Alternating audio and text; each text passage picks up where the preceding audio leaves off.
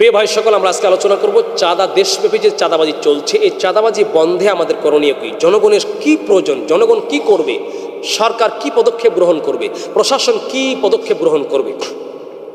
এক নম্বর হচ্ছে, দেশের সরকার আইন শৃঙ্খলা রক্ষাকারী বাহিনীকে মজবুতভাবে আল্লাহর ভয় দেখাবে এবং যারা চাঁদাবাজি করছে এদের জন্য চাঁদাবাজি করলে কি ভয়ানক পরিণতি হবে, কোরআন এবং হাদিসের আলোকে মসজিদ ভিত্তিক আলোচনা করে অথবা রাস্তায় সেমিনার করে, মাহফিলের মাধ্যমে সেমিনার করে দেশের সরকার জনগণকে যারা চাঁদাবাজি করছে এদেরকে চাঁদার ভয়াবহ পরিণাম সম্পর্কে জানানোর চেষ্টা করবে। এ সম্পর্কে আল্লাহ পাক বলছেন, আল্লাহ পাক বলেন, ওয়ালা তাকুলু আমওয়ালাকুম বাইনাকুম বিল বাতিল।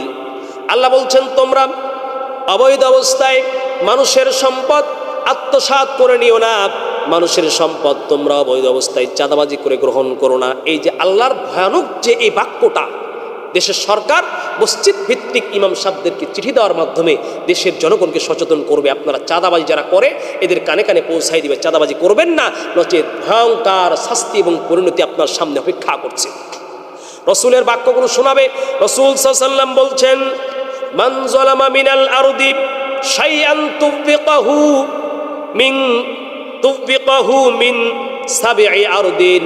রাসূলুল্লাহ বলেন, যারা অবৈধ অবস্থায় অন্যায়ভাবে একটু সম্পদ, যারা মানুষের সম্পদ টাকা পয়সা চাঁদাবাজি করে ব্যবসায়ীদের থেকে, কারখানাওয়ালাদের থেকে, শ্রমিকের থেকে অবৈধ অবস্থায় একটি টাকাও চাঁদাবাজি করে গ্রহণ করবে, আল্লাহ বলেন ইলা সাবঈ আরদিন, কিয়ামতের মাঠে ওই বান্দাকে আল্লাহ 7 তবক জমিনের মধ্যে ঢুকায়া দিবে।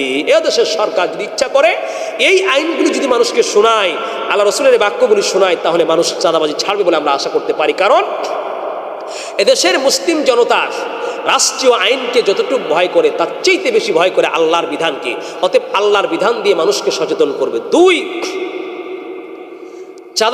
চাঁদা বন্ধে দেশের জনগণ কি পদক্ষেপ গ্রহণ করবে। দেশের জনগণকে বলবো, হে দেশের জনগণ, আমি রসুলের সৈনিক, আল্লাহর বান্দা, আমি ভয়কে করে না, আমি অন্যায়কে করে না ভয়, মরণকে করে না ভয়। মরণ আমার একদিন আসবে, যেখানেই চাঁদাবাজ দেখা যাবে সেখানেই সম্মিলিতভাবে আমরা গণসচেতন গড়ে তুলব আর দলবদ্ধভাবে আমরা এর প্রতিবাদ করব, প্রতিকার করার জন্য প্রতিবাদ করব।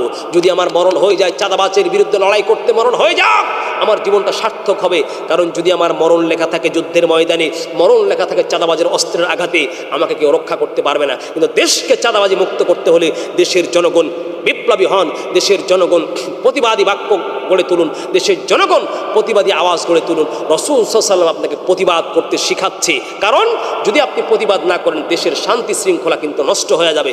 রাসূল বলছেন, মান রাআ মিনকুম মুনকারান, কেউ যদি একটা অন্যায় কাজ দেখে, ফালইউগাইর বিয়াদিহি, কেউ যদি চাঁদাবাজি হতে দেখে, কেউ যদি সুদ খেতে দেখে, কেউ যদি হত্যা হতে দেখে, কেউ যদি মানুষকে লুটতারাজ করতে দেখে, রাসূলুল্লাহ বলছেন ফালইউগাইরহু বিয়াদিহি, তোমরা যারা শক্তি থাকলে জনগণ তোমরা যারা আছো সম্মিলিতভাবে হাত দিয়ে সেটাকে বাধা দেবে। একজন চাঁদাবাজি করছে, মনে করেন ঢাকা মোহাম্মদপুরে, একজন টেন্ডারবাজি এসে চাঁদাবাজি করছে, অবৈধ অবস্থায় সম্পদ নিচ্ছে, আরও 50 জন দাঁড়িয়ে দাঁড়িয়ে দেখছে। মানে আপনি ওই যে 50 জন দাঁড়িয়ে দাঁড়িয়ে দেখলেন, একজন ব্যক্তি চাঁদা নিচ্ছে, 50 জন কোনো বাক্য উচ্চারণ করলেন না, ওই একজন ব্যক্তি চাঁদাবাজি করছে, আপনারা 50 জন দেখলেন, কোনো প্রতিবাদ করলেন না, তাকে আপনি চাঁদাবাজি করতে সহযোগিতা করলেন। কারণ আপনার 50টা হাত যদি চাঁদাবাজির বিরুদ্ধে রুখে দাঁড়াতো, ওই চাঁদাবাজি আর দ্বিতীয় দিন চাঁদাবাজ করতে আসতো না, চাঁদা সে করতো না, চাঁদা গ্রহণ করতো না, কারণ সে জানে আমি একাই 50 জন গেলে আমাকে পেটাবে। এ দেশের জনগণ, আল্লাহ বলছেন, একজন চাঁদাবাজ গ্রহণ করছে, মানুষের রক্ত শোষণ করে ব্যবসায়ী থেকে একজন চাঁদা নিচ্ছে। কারণ ঢাকা শহরে দেখেন, একজন চাঁদা নিলে 100 জন মানুষ কমপক্ষে দেখে। ওই 100 জন মানুষ কেন আপনি উচ্চারণ করলেন না, কেন আপনি প্রতিবাদ করলেন না, ওই ব্যক্তিকে আপনি অপরাধ করতে সহযোগিতা করলেন। অতএব সাবধান দেশের জনগণ, একজন ব্যক্তি চাঁদাবাজি করলে 50 যদি দাঁড়িয়ে দেখেন, আপনি 50 জনের হাত দিয়ে প্রতিবাদ করার অধিকার আপনার আছে। আপনাকে রাষ্ট্র না দিলেও রাসূল সাল্লাল্লাহু আলাইহি ওয়াসাল্লাম আপনাকে অধিকার দিয়েছে। অতএব যেখানেই চাঁদা সেখানেই জনগণ কঠোর হস্তে দমন করব, তাহলে রাষ্ট্র বাঁচবে, রাষ্ট্র শৃঙ্খলা বাঁচবে, ব্যবসায়ী বাঁচবে, দিনমজুর বাঁচবে, রিকশাওয়ালা বাঁচবে, দেশের মানুষ বাঁচবে, দেশের অর্থনৈতিক চাকা সুবল এবং সুঠাম হবে। 2 নম্বর নবীজি বলছেন, যদি তোমার হাত দিয়ে বাধা দেওয়ার অধিকার না থাকে ফাইনলাম ইস্তাতিফা বিকলবিহি, হে দেশের জনগণ তুমি চিন্তা করছো চাঁদাবাজির বিরুদ্ধে কথা বলতে গেলে তোমাকে হত্যা করবে, হাত দিয়ে বাধা দিতে পারছো না, কমপক্ষে ফাবি লিসানিহি কমপক্ষে ফাইনলাম ইস্তাতিফা বিকলবিহি ভাবি লিসানিহি, কমপক্ষে একটু জবান দিয়ে বলো, কথা দিয়ে বলো। আরে দেশে ঢাকা শহরে চাঁদা হচ্ছে, একজন চাঁদাবাজ এসে চাঁদা নিয়ে যাচ্ছে, 100 জন মানুষ চেয়ে চেয়ে দেখছে, কেউ প্রতিবাদ করে না। ওই 100 জন মানুষে আপনি তাকে অপরাধ করতে সহযোগিতা করলেন, কারণ আপনি একটু মুখ দিয়ে বলুন, কেউ মুখ দিয়েও বলে না। কোন যুগ আসলো? হে দেশের জনগণ, এই রাষ্ট্রকে ধ্বংসের দিকে নিয়ে যাবেন না। হে দেশের জনগণ, আপনার একটা থানায় চাঁদাবাজি হচ্ছে, একটা থানা থেকে 5000 মানুষ মিছিল নিয়ে বের হন, স্লোগান, যেখানে পাবো চাঁদাবাজ সেখানে গণঢলাই করব। আপনি একজনকে গণঢলাই দিয়ে দিন, পুলিশ প্রশাসন লাগবে না, যার বিরুদ্ধে মামলা হলে হোক। আপনি রসুলের বাক্য অনুযায়ী আপনি ফাইল্লাম ইস্তাদি ভাবি লিসানিহি, মুখ দিয়ে না, হাত দিয়ে না পারলে আপনি মুখ দিয়ে বাধা দেন, তাকে বুঝান। 3, আপনি মুখ দিয়ে, হাত দিয়ে পারছেন না, মুখ দিয়ে পারছেন না, রাসূল সাল্লাল্লাহু আলাইহি ওয়াসাল্লাম বলছেন ফাইল্লাম ইস্তাদিফা বিকলবিহি, তুমি তাহলে 3 নম্বর তোমার দায়িত্ব হচ্ছে চাঁদাবাজকে ঘৃণা করো। আরে মুসলমান, আপনি নামাজ পড়ছেন, চাঁদাবাজকে আপনি অন্তর দিয়ে ঘৃণা করবেন। চাঁদাবাজ ভোট চাইতে আসলে তাকে চাঁদা দিবেন না, কারণ আপনি জানেন কার অধীনে দেশের চাঁদাবাজি হয় আর কার অধীনে চাঁদাবাজি হয় না। কে এমপি হলে বেশি বেশি চাঁদাবাজির প্রকট বেড়ে যায়, আপনারা জানেন। চাঁদাবাজিকে না বলুন। অতএব চাঁদাবাজিকে আপনি যদি না বলেন, চাঁদাবাজদের বিরুদ্ধে যদি দেশের জনগণ সচেতনমূলক যদি আপনি প্রতিবাদ গড়ে না তোলেন, তাহলে এই দেশকে চাঁদাবাজি করতে আপনি সহযোগিতা করলেন।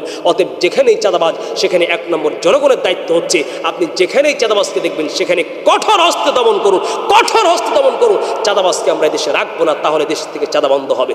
দেশের সরকার না করলে জনগণ রুখে দাঁড়ান, চাঁদা এই দেশে থাকবে না। নম্বর 3, যদি আপনি চাঁদাবাজি না করেন, রাসূল সাল্লাল্লাহু আলাইহি ওয়াসাল্লাম বলছেন যে ব্যক্তি চাঁদাবাজি করলো না, আপনি ভাবছেন যে সে চাঁদা নিলে তার পাপ সে বহন করবে। আরে ভাই না, রাসূলুল্লাহ বলছেন কেউ যদি চাঁদা হতে দেখে, কেউ যদি একটা অন্যায় হতে দেখে, ইন্নান নাসা ইযা রাউয যালিমা ফালাম ইয়াখুযু আলা ইয়াদাইহি আউশাকা আইয়া উম্মাল্লাহু আইয়া উম্মাহুমুল্লাহু বিইকাবিম মিনহু।